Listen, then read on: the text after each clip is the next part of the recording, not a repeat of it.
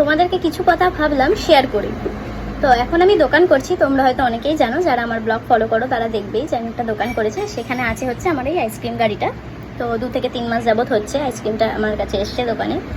তো এতদিন আমিও কাস্টমার হয়ে অনেকের দোকানে গেছি, অনেকের দোকান থেকেই আইসক্রিম কিনে খেয়েছি। তো নিজের দিক থেকে যতটা অ্যাডজাস্ট করা সম্ভব আমি করেছি, ঠিক আছে। তো যাই হোক, আজকে যখন আমি দোকানের ভেতরে, মানে আমি যখন দোকানদারি করে থাকি, তো তখন যে ব্যক্তিরা আইসক্রিম কিনতে আসে, তো সেই একটা কাকু এসছে আইসক্রিম কিনতে। তো ওনার আইসক্রিমটা একটুখানি গলে গেছে কারণ এই কারণে আমাদের এখানে প্রচণ্ড কারেন্ট যায়।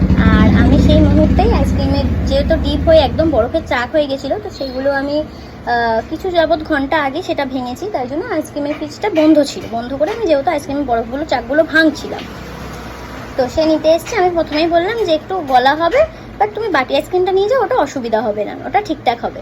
তো সে সেই কথাটা শুনে উত্তর দিচ্ছে, আইসক্রিমের ফ্রিজ বন্ধ করে আইসক্রিম বিক্রি করলে হবে? আইসক্রিমের ফ্রিজ চালাতে হবে। বলছি কাকু, আমিও জানি আইসক্রিমের ফ্রিজ চালাতে হবে, আইসক্রিমের ফ্রিজ কখনো বন্ধ করে কেউ আইসক্রিম বেচে না।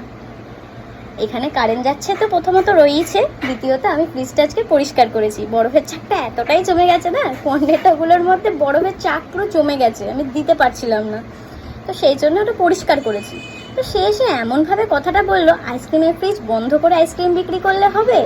এই কথাটা শুনে আমি হাসবো না কাঁদবো না তাকে কিছু বলবো, মানে বুঝতেই পারছি না। আমি খালি তাকে একটা কথাই বললাম, আমি আইসক্রিমের ফ্রিজ বন্ধ করে আইসক্রিম বেচবো, তাতে যার খেতে হয় সে আসবে খেতে।